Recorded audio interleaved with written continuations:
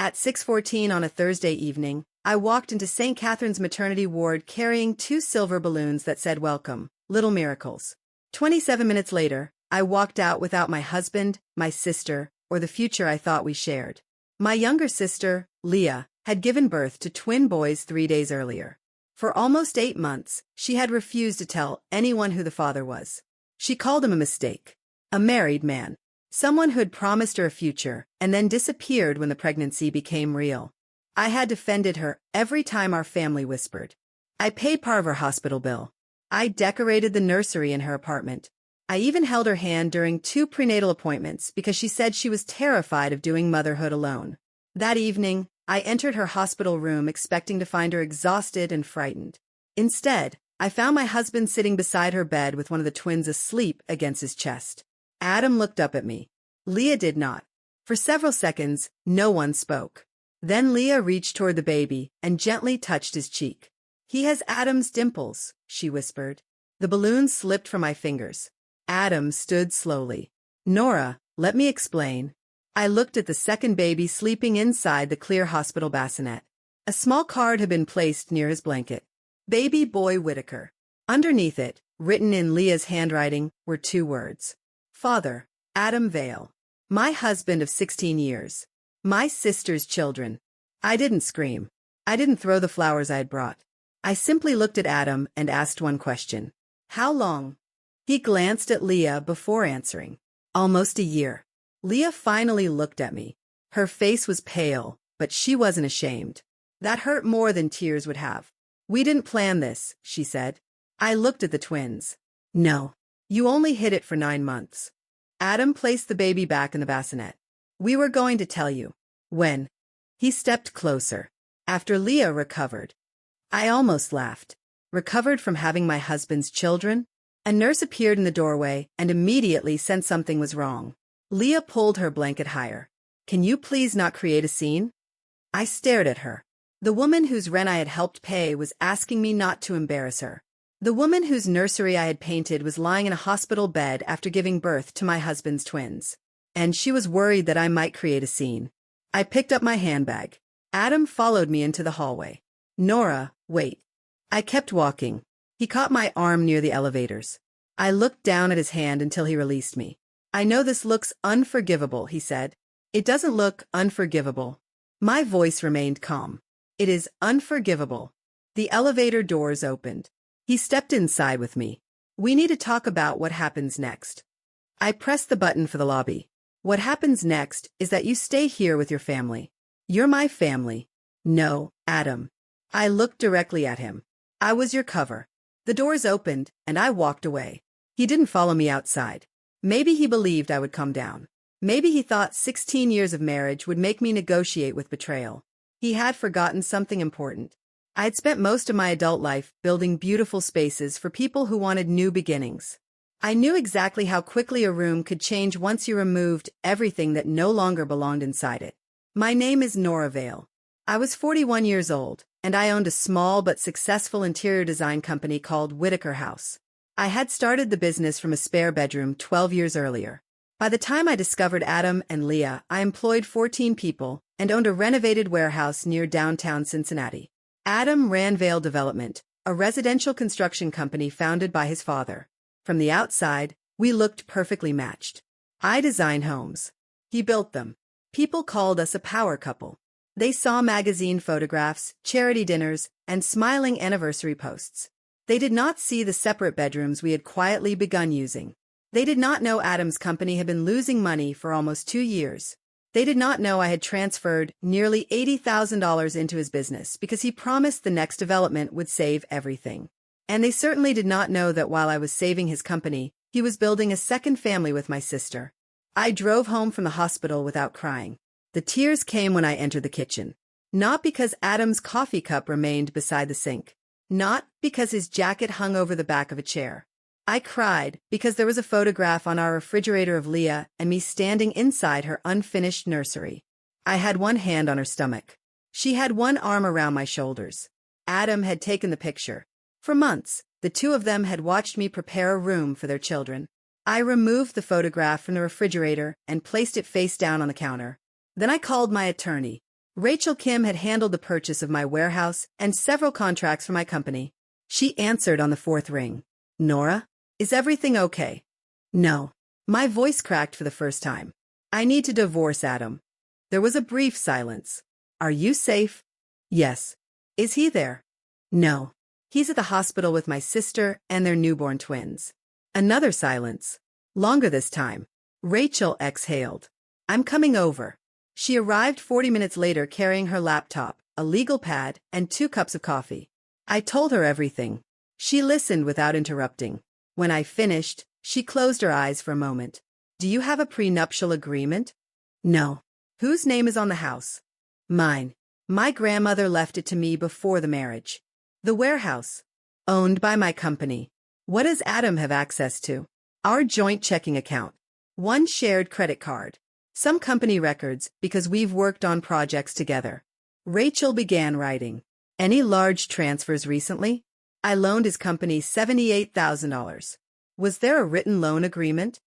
Yes. You prepared it. She nodded. Good. I didn't feel good. Nothing felt good. What happens now? First, we protect what is legally yours. Then we find out whether Adam has created any obligations in your name. He wouldn't. Rachel stopped writing. I looked at her. She didn't need to say anything. 3 hours earlier, I would have sworn Adam would never sleep with my sister. Trust was no longer evidence. Before midnight, I changed every password connected to my business. I removed Adam's access from our shared credit card.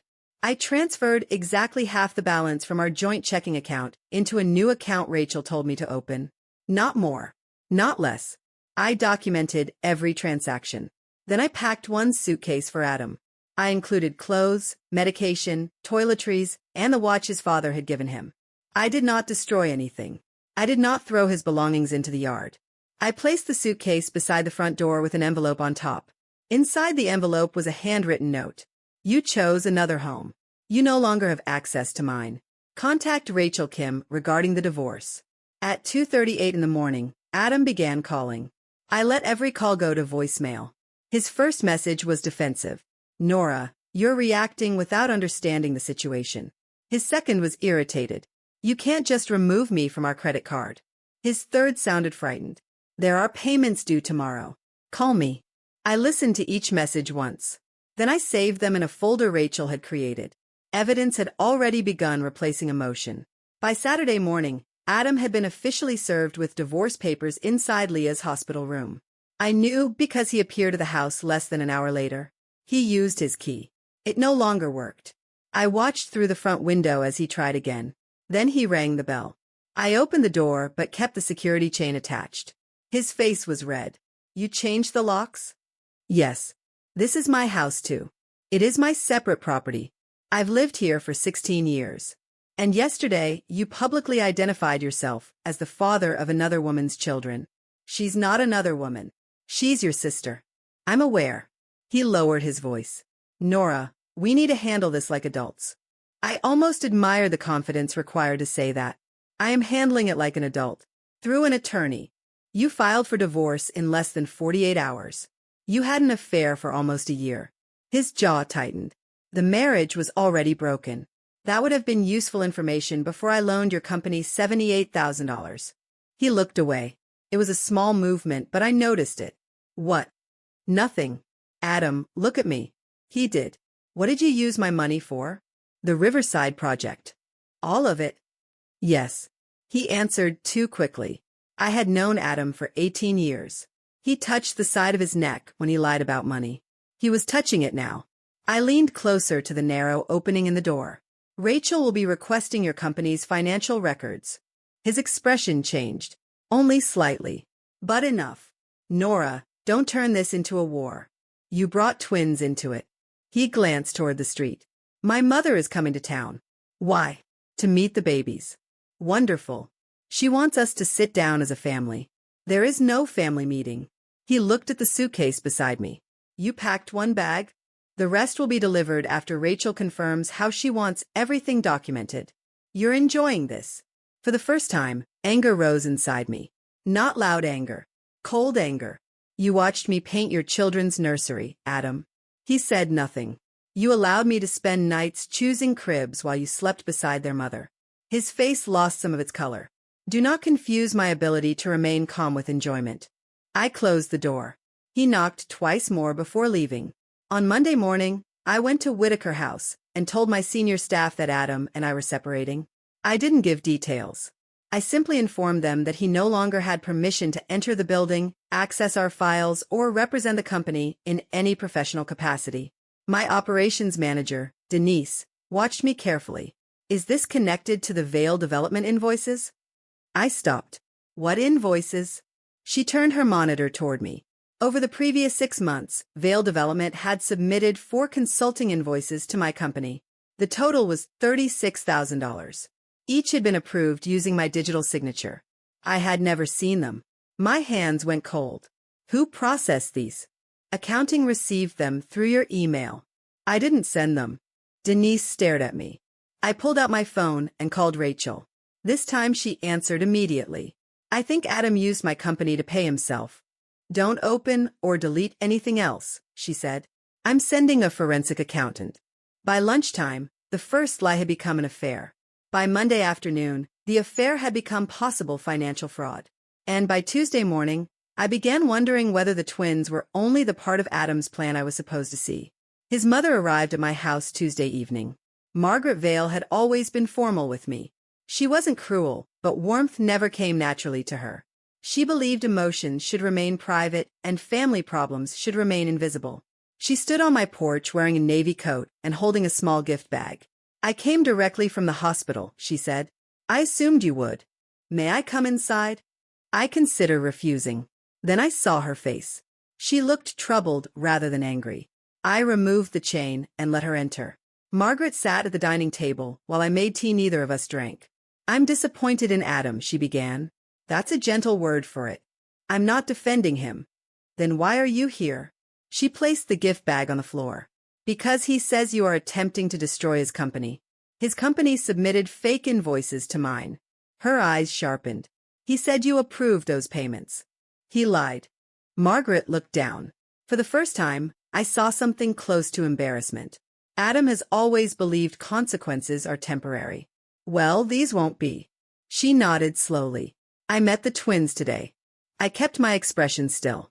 They are healthy, she continued. Beautiful boys. I'm glad they're healthy.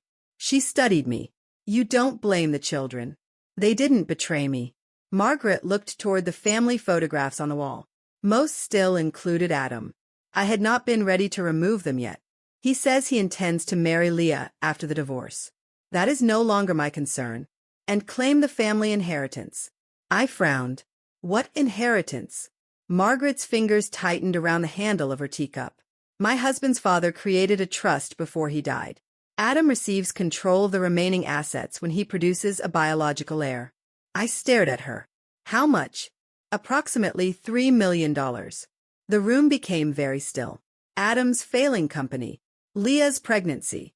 The secret affair. My money disappearing through false invoices. Suddenly, those pieces no longer looked separate.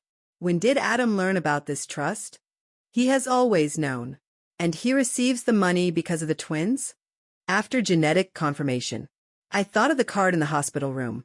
Father, Adam Vale. Has the test already been completed? Margaret looked confused. I assumed so.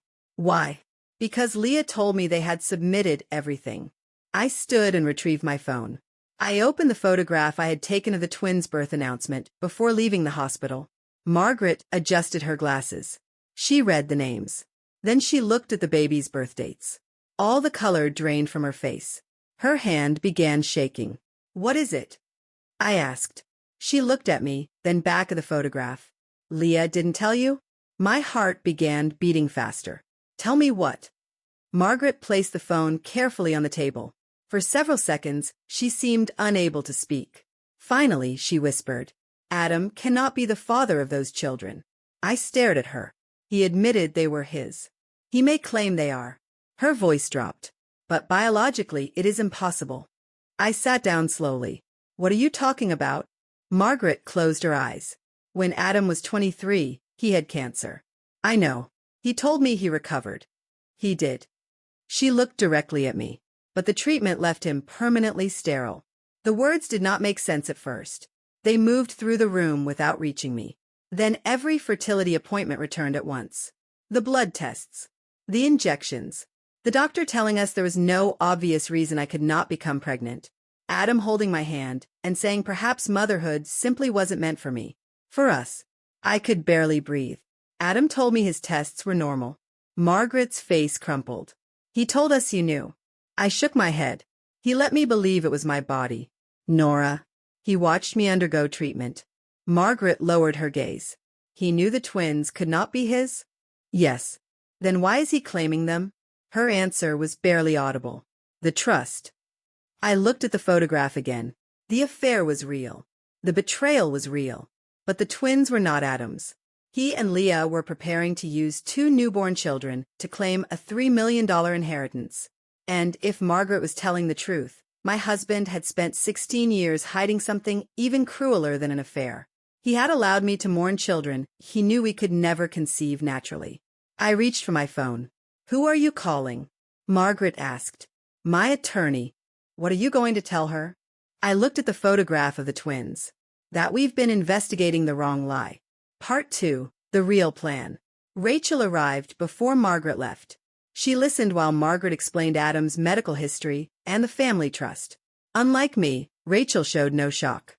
She asked dates, names, documents. She wanted to know where Adam had been treated, who administered the trust, and whether the inheritance required an independent DNA test. Margaret answered every question. The trust requires testing through a laboratory selected by the administrator, she said. But Adam told me the process had already started. Has the administrator contacted you? Rachel asked. No. Who controls the trust right now? I do, with an institutional trustee. Rachel leaned back. Then Adam needs you to approve the initial claim. Margaret looked uncomfortable. He asked me to sign a statement confirming that I accepted the twins as family heirs. Did you? No. I wanted to meet them first. That decision may have saved all of us. Rachel turned toward me. If Adam knowingly submits false information to obtain trust assets, that is not simply a family dispute. Fraud, I said. Potentially. Margaret gripped the edge of the table. You cannot involve the police. I looked at her. Your son forged my signature and used my company to pay himself. We don't know that yet. I do. Nora, whatever he has done, he is still your son. My voice remained quiet. And Leah is still my sister. That didn't protect me. Margaret looked away. Rachel closed her legal pad. We are not deciding criminal consequences tonight. First, we preserve evidence. She instructed Margaret not to confront Adam. She asked her to forward every trust-related email he had sent. Then Rachel turned to me. Do you still have access to the shared home computer? Yes. Do not search through his private accounts, but preserve anything already stored locally.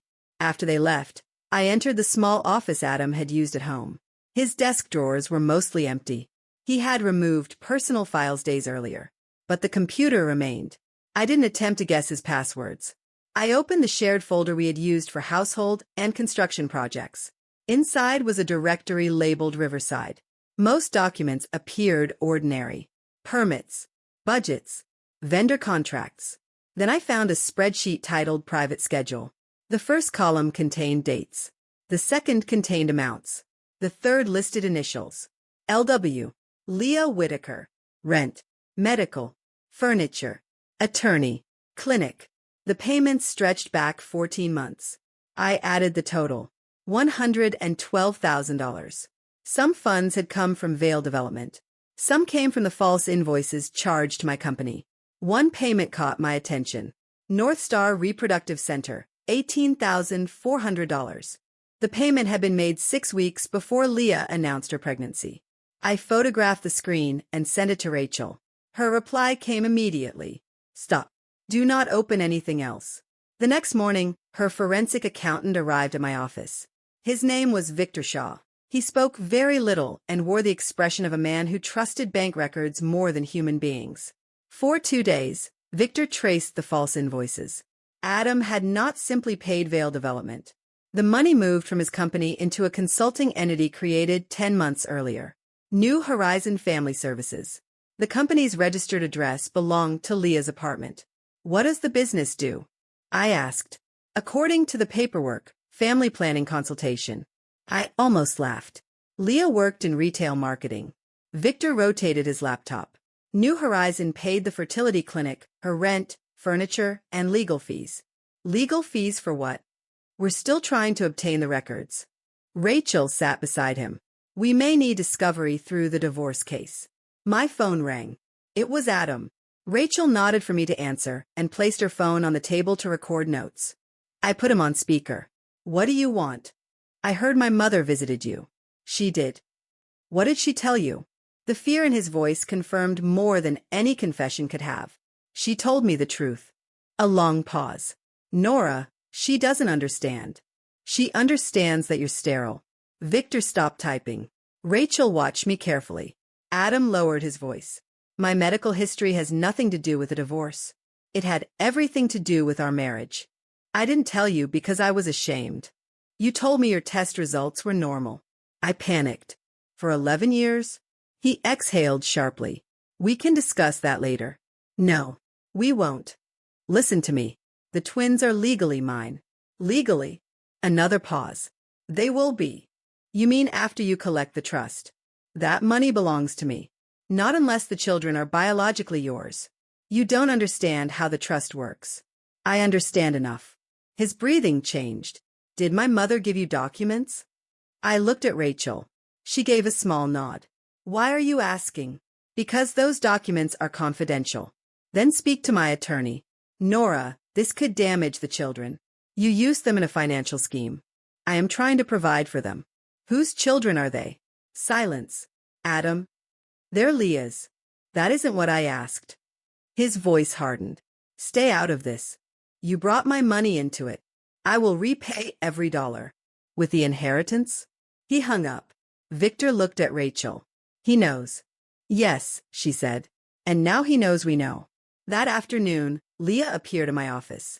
She entered the lobby carrying one of the twins in a car seat. The second baby was strapped against her chest. My receptionist called me before allowing her upstairs. I considered refusing to see her. Then I looked at the babies through the security monitor. They were innocent. I told the receptionist to send Leah into the conference room. She looked exhausted. Her hair was tied back carelessly, and the confidence she had shown in the hospital was gone. I need your help, she said. I remained standing. You chose an unusual way to ask. Adam is losing his mind. That sounds like a problem for his new family. He says you're trying to have us investigated. I'm investigating money stolen from my company. It wasn't stolen. He planned to pay it back. Did you create New Horizon Family Services? Her eyes moved toward the glass wall. I don't know what that is. Then we have nothing to discuss. I reached for the door. She began crying. Nora, wait. I stopped. The baby against her chest stirred. Leah gently rocked him. I didn't know everything, she whispered. You knew he was married. Our marriage was over. That was the story Adam told you? You were never happy. You visited my home every week. She looked down. You complained about him. Sisters complain. They don't exchange husbands. Her mouth tightened. He said you didn't love him anymore. And that made fake invoices necessary? She sat down. I didn't know where the clinic money came from. Why did Adam pay a fertility clinic?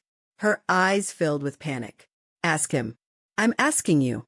The silence answered before she did. I walked closer. The twins were conceived through a clinic. She began gathering the baby blanket. This was a mistake. Who is their biological father? She stood too quickly. The baby in the carrier began crying. Leah froze, overwhelmed. I lifted the carrier slightly and rocked it until the crying softened. For 1 second, we were sisters again. Then she looked at me and whispered, "There is no father." I stared at her. What? It was donor material. Adam knew. Yes. The room felt smaller. So the affair was real, but the twins were intentionally created. Leah closed her eyes. I wanted children. With my husband's money. He said the trust would give us a future. There it is. I placed the carrier down gently. You weren't trapped by a pregnancy. You planned it. She wiped her face. Adam's company was failing. He said the trust money was his anyway. except he needed biological children. He said no one would question it if the babies were born during our relationship. And the DNA test? Leah didn't answer. How are you planning to pass a DNA test? Her face changed. I suddenly understood. You already have fake results. She picked up the carrier. I should go. I moved between her and the door. I'm not stopping you. But listen carefully. She looked at me. Whatever Adam promised you will disappear the moment the trust administrator learns the truth. You would take money away from babies? No. I stepped aside. I'm stopping 2 adults from stealing it in their names. Leah left without another word. But she made one mistake. She had said there was no biological father. The clinic had used a donor. Rachel contacted North Star Reproductive Center the next morning. The clinic refused to disclose medical records without Leah's consent or a court order. But they confirmed one important fact. The invoice from New Horizon Family Services was authentic. The company had paid for treatment. Over the next week, the divorce became an investigation. Rachel filed emergency requests preventing Adam from creating new debt in my name or disposing of disputed assets. Victor traced another $64,000 from Vail Development into New Horizon. Margaret forwarded emails showing Adam had asked her to approve the trust claim before the twins were born. One email contained a scanned paternity report. The report claimed a 99.8% probability that Adam was the father. The date was impossible. The test had supposedly been completed 11 days before the twins were born. Prenatal paternity tests existed, but the laboratory named on the document had no record of Adam or Leah. The report was fake. Adam's plan was no longer hidden. But Rachel still wanted direct evidence that he knowingly participated. We know the report is false, she said. He will claim Leah created it. She'll blame him. Exactly. They will each point at the other. So how do we prove it? Rachel looked toward Margaret. We let him explain it himself. Margaret invited Adam to her home. She told him she was prepared to approve the trust claim, but wanted reassurance that no one could challenge the paternity documents. He arrived within an hour. Margaret wore a recording device provided by her attorney. The conversation took place with legal guidance and in accordance with local recording rules. I did not attend. I sat in Rachel's office and waited. 2 hours later, Margaret entered carrying the device. She looked 10 years older. He admitted it, she said. Rachel downloaded the recording. Adam's voice filled the room. The trust owes me that money. Margaret asked, even if the children are not yours? They will be mine legally. The document says biologically. No one checks beyond the report. And the laboratory? Leah's friend prepared it. What happens if they order another test? We delay until the funds are released. Margaret's recorded voice trembled. You used Nora's company to pay for this? It was temporary. Once the trust cleared, I would replace everything. You let Nora believe she was infertile. That has nothing to do with this. It has everything to do with this. Adam became angry. She had her business. I deserve something of my own. The recording ended with a door slamming. Margaret removed her glasses and covered her eyes. I raised him, she whispered. I surprised myself by reaching for her hand. You didn't make these decisions. I protected him from consequences his entire life. She looked at me. Perhaps that helped him become someone who believed consequences were optional. Rachel copied the recording into 3 separate evidence files. Then she called the trust administrator. The claim was immediately suspended. An independent DNA test was ordered. Adam and Leah were notified that no funds would be released. By evening, Adam was standing outside my office. He didn't knock. He pounded on the locked glass doors until my employees began watching from the hallway. I stepped into the lobby, but did not open the door. You used my mother against me, he shouted. I remained behind the glass. You used my sister against me. The trust is frozen. Yes. My company will collapse. You should have invested my money in construction instead of fraud. His face twisted. Those children need support. Then support them with money you earn. They're my sons. I looked at him through the glass. No, Adam. They're your evidence. He raised his fist as though he might strike the door. Then he noticed the security camera above him. His hand dropped. For 16 years, Adam had believed appearances could protect him. Now, every movement was becoming part of a record. Leah will testify that this was your idea, he said. I almost smiled. She says it was yours. His face changed. That was the moment their partnership ended. Not in court. Not when the money disappeared. It ended in the instant Adam realized the woman he had chosen over me was already preparing to save herself. The independent DNA test confirmed what Margaret already knew. Adam was not the biological father of either twin. The trust administrator formally denied the claim and referred the falsified documents for investigation. Adam blamed Leah. Leah blamed Adam. Within 2 weeks, they had separate attorneys. Within 3 weeks, Leah had moved out of the apartment Adam had paid for. She contacted Rachel through her lawyer and offered to cooperate in exchange for limiting her financial exposure. Rachel did not make promises.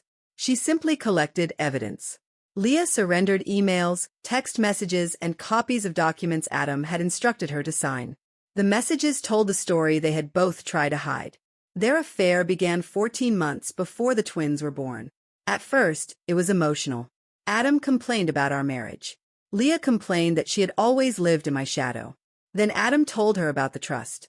He described $3 million waiting behind one condition: a biological heir. Leah suggested donor conception. Adam said the trust would require proof. Leah replied, "People believe paperwork when it tells them what they expect to see." They created New Horizon Family Services. They paid for treatment using money pulled from his company and mine. They planned to present the twins as Adam's children, access the trust, and move to Florida after our divorce. One message from Adam hurt more than the others. Leah had asked what would happen to me. Adam replied, "Nora always lands on her feet. She has the house and the business. She'll be fine." 16 years of marriage reduced to 4 words. She'll be fine. He used my strength as permission to injure me. Because I could survive, he convinced himself the damage did not matter. The divorce hearing took place 4 months after I entered the hospital carrying silver balloons. Adam sat across the courtroom, beside an attorney I had never seen before. His expensive lawyer had withdrawn after Veil Development stopped paying its bills. He looked thinner. His suit no longer fit properly. Leah was not present. She had agreed to give a sworn statement regarding the false invoices and trust documents. The divorce itself was straightforward. The house had belonged to me before the marriage. Whitaker House remained my separate company. The $78,000 loan to Veil Development was documented. The false consulting invoices were supported by banking records and digital logs. Adam's attorney attempted to describe the payments as informal transfers between married business owners. Rachel placed the 4 invoices before the judge. Each contained my copied signature. Each had been submitted from an address connected to Adam's company. Each payment eventually reached New Horizon Family Services. The judge looked at Adam. "Did your wife authorize these invoices?" Adam shifted in his seat. I believed I had authority to move funds between our businesses. That was not the question. He looked toward his attorney. The judge repeated herself. "Did she authorize these invoices?" "No." "And did you use the money to pay expenses connected to Ms. Whitaker's fertility treatment and housing?" Adam hesitated. "Yes."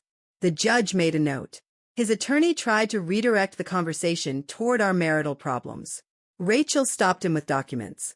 Every time Adam presented an emotion, she presented a date. Every time he offered an excuse, she offered a transaction. The evidence did not shout. It did not need to. By the end of the hearing, the court preserved my ownership of the house and company, ordered repayment connected to the fraudulent transfers, and prevented Adam from claiming an interest in Whitaker House based on the forged business obligations. The court also allowed relevant financial evidence to be provided to the agencies reviewing the trust documents. It was not a dramatic criminal conviction.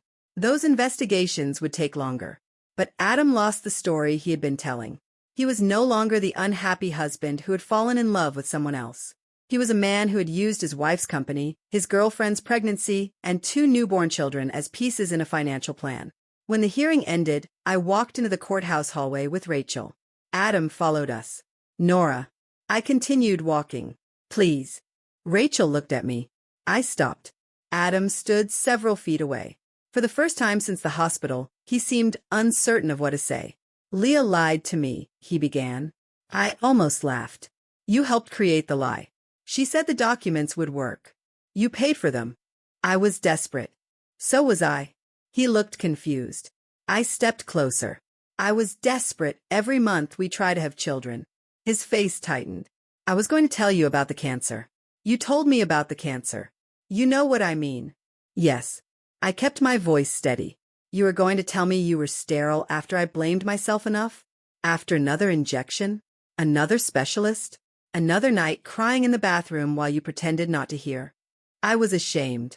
You made your shame my punishment. His eyes filled with tears. Once, that would have broken me. Now it only made him look like a man finally forced to stand inside the consequences he had created. I loved you, he said. No. He flinched. You loved what I protected you from. That isn't fair. Fair. The word came out softer than I expected. Fair would have been telling me the truth when we were engaged. Fair would have been letting me decide whether I wanted a marriage without biological children. Fair would have been allowing me to grieve reality instead of a failure you placed inside my body.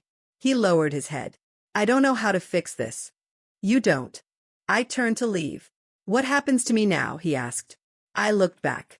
For 16 years, Adam had treated me like the person responsible for answering that question.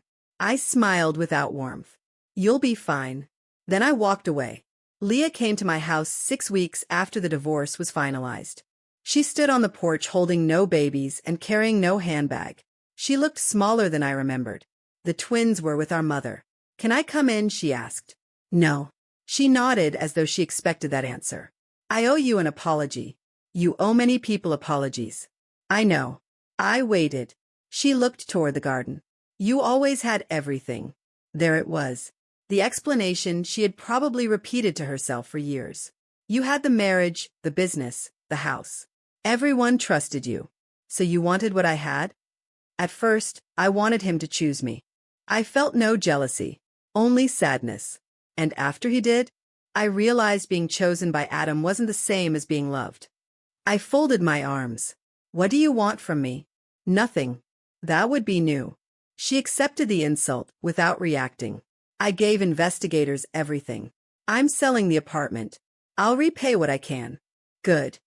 She looked at me. Do you hate me? I don't know you well enough anymore. Her eyes filled. We're sisters. No. We share parents. She wiped her face. I thought you would survive. The sentence struck me because it sounded so much like Adam. I stepped closer. That is what both of you used to forgive yourselves. She stared at me. You believed hurting me was acceptable because I was strong enough to live through it. I'm sorry. I believe you're sorry now. Hope appeared on her face. I finished the sentence. But being sorry after the plan fails is not the same as regretting what you did. Her shoulders dropped. Will you ever meet the boys? I looked through the doorway toward the photograph still resting face down inside the kitchen. I don't know. They're innocent. I know. That was the hardest part. The twins had done nothing wrong. But looking at them meant looking at months of deception. I hope you become the mother they deserve, I said. Leah began crying. Then she nodded and walked away.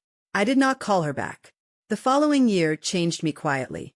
Whitaker House recovered the stolen payments through a combination of court orders, asset sales, and negotiated repayment.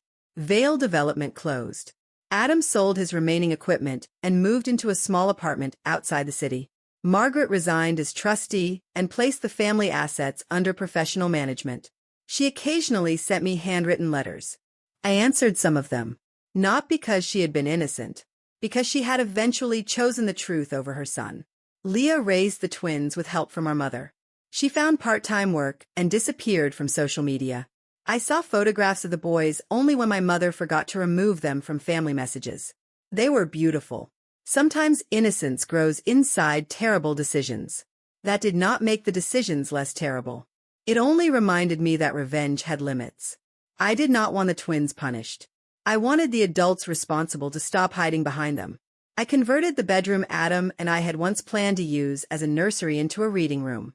For years, I could not enter that space without thinking of the children I believed my body had failed to create. After learning the truth, the grief changed. I had not failed. My body had not betrayed me. A person had. There was freedom in finally placing the blame where it belonged. I painted the walls a warm white. I installed shelves from floor to ceiling. Near the window, I placed a green velvet chair and a small wooden table. On the table sat a framed card from my employees. It read, You built more than a company.